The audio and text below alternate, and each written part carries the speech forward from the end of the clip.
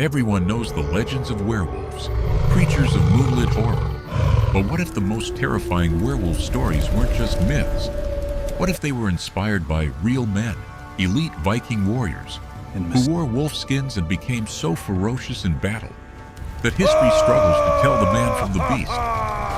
These were the Úlfhéðnar, Odin's wolf warriors.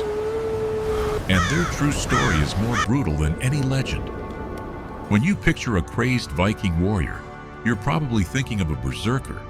The word itself has stormed into our language to describe a wild, uncontrollable rage. But the historical sources, the Old Norse sagas, suggest a more complex picture. They speak of warriors who seem to channel animal spirits, and two main types stand out. The most famous are the berserker, a name that might mean bear shirts. These fighters were often linked to the god Odin, and were said to channel the spirit of the bear, fighting with a reckless, near-invincible fury. But there was another group, the Úlfhéðnar. The name is even more direct.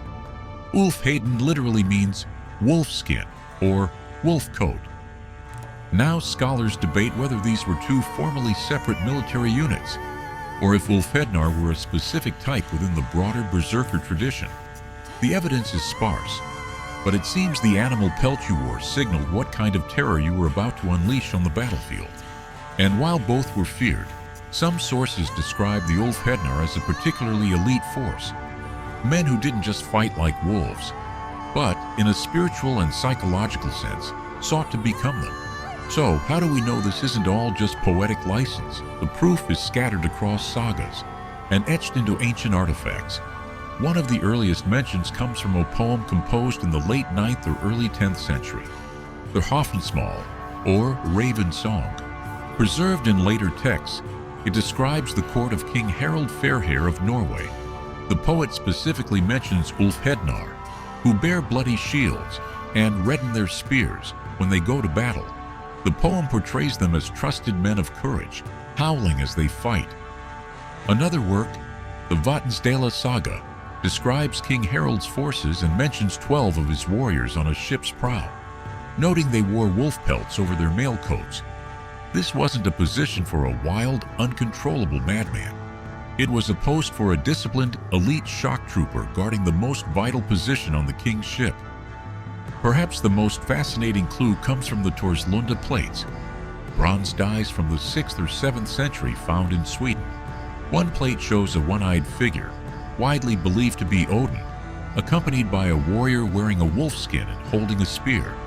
This incredible artifact suggests that the tradition of wolf warriors, perhaps led in ritual by their god, might even predate the Viking Age itself.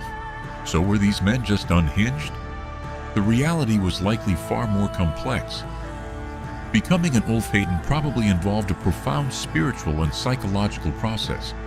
These appear to have been warrior brotherhoods devoted to Odin, the god of war, wisdom, and ecstatic, trance-like states.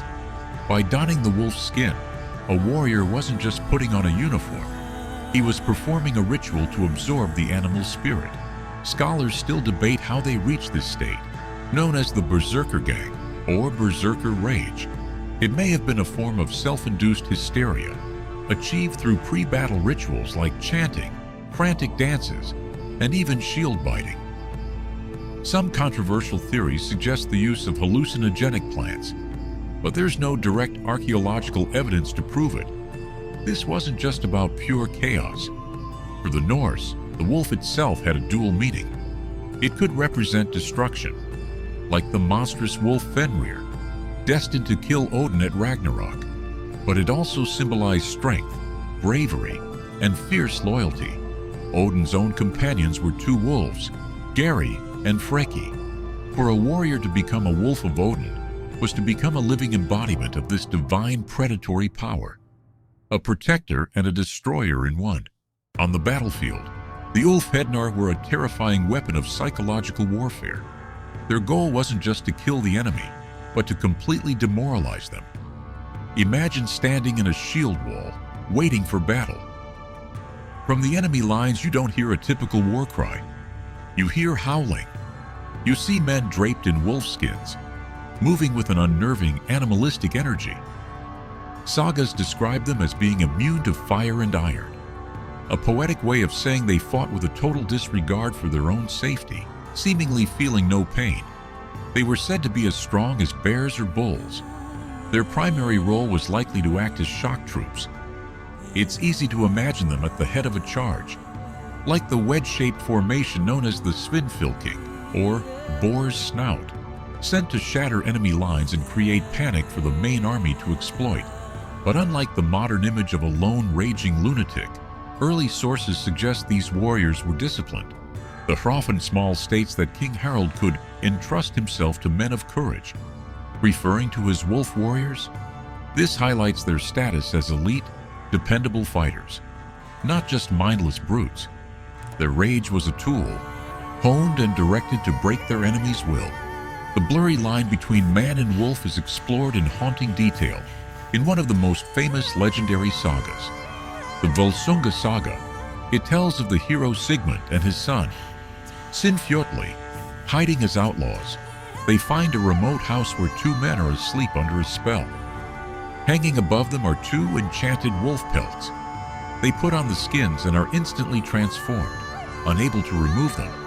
Though they keep their human minds, they are trapped in wolf form, able to communicate only through howls. It's a powerful modern interpretation to see them as werewolves. They make a pact to only fight 7 men at a time, but the reckless Sinfjotli attacks and kills 11. Later, in a feral rage caused by the cursed skins, Sigmund bites his own son in the throat. Full of remorse, he is given a magical leaf by a raven sent from Odin, which heals the wound. When the spell finally breaks, they burn the skins, praying they cause no more harm. It's a gripping story, and many read it today as a powerful allegory for the Berserker guide, a transformation that grants immense power, but threatens to consume a warrior's very humanity. The sagas are filled with incredible stories like this, where history and myth collide.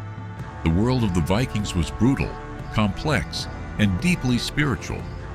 If you want to dive deeper into the sagas and uncover more hidden histories, let us know in the comments which Viking legend we should tackle next.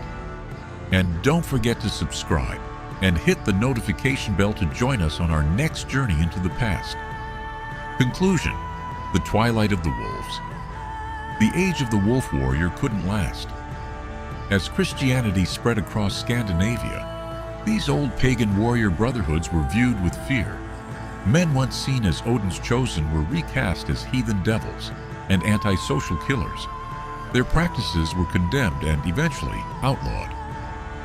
Later traditions record that Jarl Eirikur Håkonarson of Norway suppressed berserkers in the early 11th century. By the 12th century, the Icelandic law code known as the Gragas made it a crime to go into a berserker rage, with penalties that could include outlawry. In Old Norse legal language, an outlaw could be called a vargur, a wolf. The warrior who once proudly wore the wolf's skin as a mark of divine favor was now branded with it as a mark of shame, to be hunted like a beast. The specific rituals and distinctions between bear and wolf warriors faded from memory. Later Christian scribes, writing the sagas centuries after these men had vanished, often used the term berserker for any fantastically fierce pagan warrior. The Úlfhéðnar, the elite wolfcoats, were absorbed into a broader, more monstrous legend. And so, the story comes full circle. The memory of real men who wore wolfskins, who howled in battle, and who seemed to blur the line between man and beast, faded into folklore. The historical warrior, the Úlfhéðnar, died out, but his shadow stretched long across the centuries, feeding the dark and enduring myth of the werewolf. The truth, it turns out, wasn't just a legend. It was the forgotten history of the Viking wolves,